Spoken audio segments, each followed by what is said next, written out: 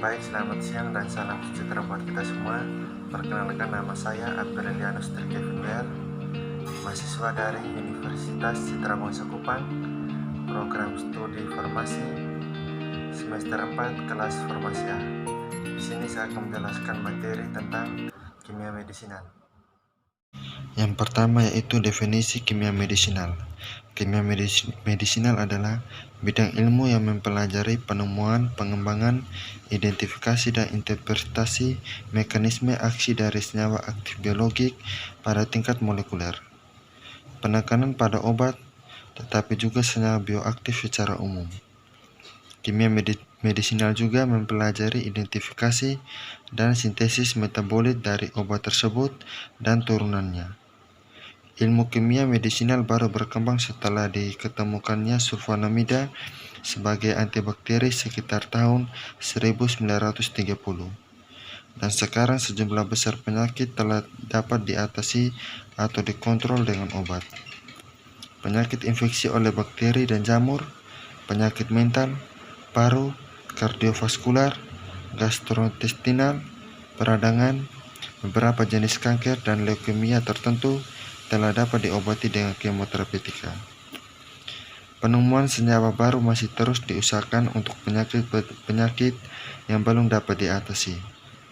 Di samping pengembangannya senyawa yang sudah digunakan dengan tujuan memberikan kualitas hidup yang lebih baik. Yang berikut mekanisme kerja obat. Terdapat dua jenis obat berdasarkan efek terhadap reseptor intrinsik tubuh. Yang pertama, agonis, efeknya menyerupai senyawa endogen yang mampu berikatan dengan reseptor fisiologis. Yang kedua, antagonis, efeknya meniadakan efek agonis, di mana antagonis bisa dikatakan inhibitor agonis. Mekanisme agonis dan antagonis. Karena adanya antagonis, pekerjaannya dari agonis terhambat karena antagonis ini dapat menghalangi agonis dalam melekat ke reseptor. Berikut macam-macam antagonis berdasarkan cara kerjanya menghambat antagonis. Yang pertama, antagonis kompetitif. Antagonis berkompetisi dengan agonis untuk melekat ke reseptor agonis. Jika melekat, maka agonis tidak dapat menempel ke reseptor, kecuali dengan syarat konsentrasi agonis ditambahkan. Yang kedua, antagonisme non-kompetitif. Antagonis ini dapat berikatan ke reseptor site dengan sifat reversible, berikatan ke tempat lain, dan second messenger. Tapi agonis masih tetap bisa berikatan ke reseptor site dengan berkurangnya efek terhadap tubuh. Yang berikut sifat fisika kimia pada sediaan farmasi.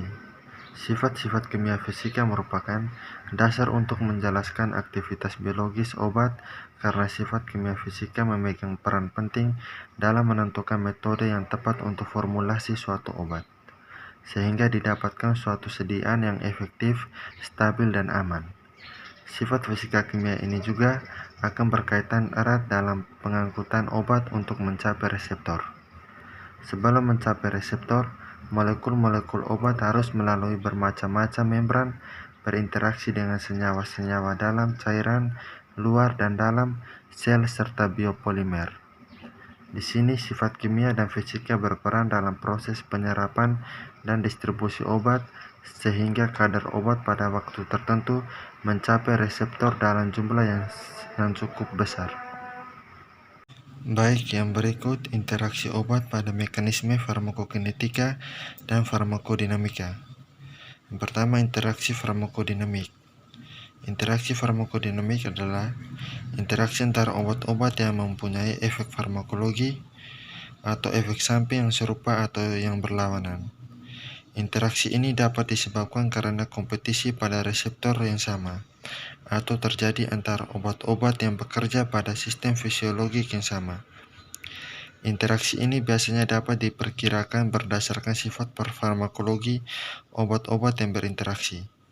Pada umumnya, interaksi yang terjadi dengan suatu obat akan terjadi juga dengan obat sejenisnya.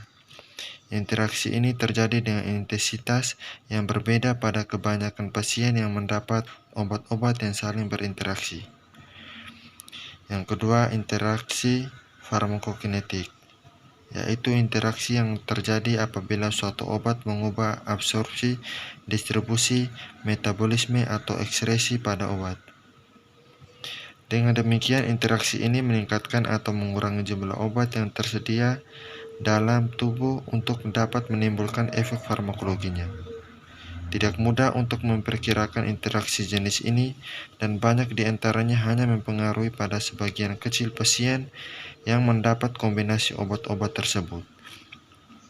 Interaksi farmakokinetik yang terjadi pada suatu obat belum tentu akan terjadi pula dengan obat lain yang sejenis, kecuali jika memiliki sifat-sifat farmakokinetik yang sama.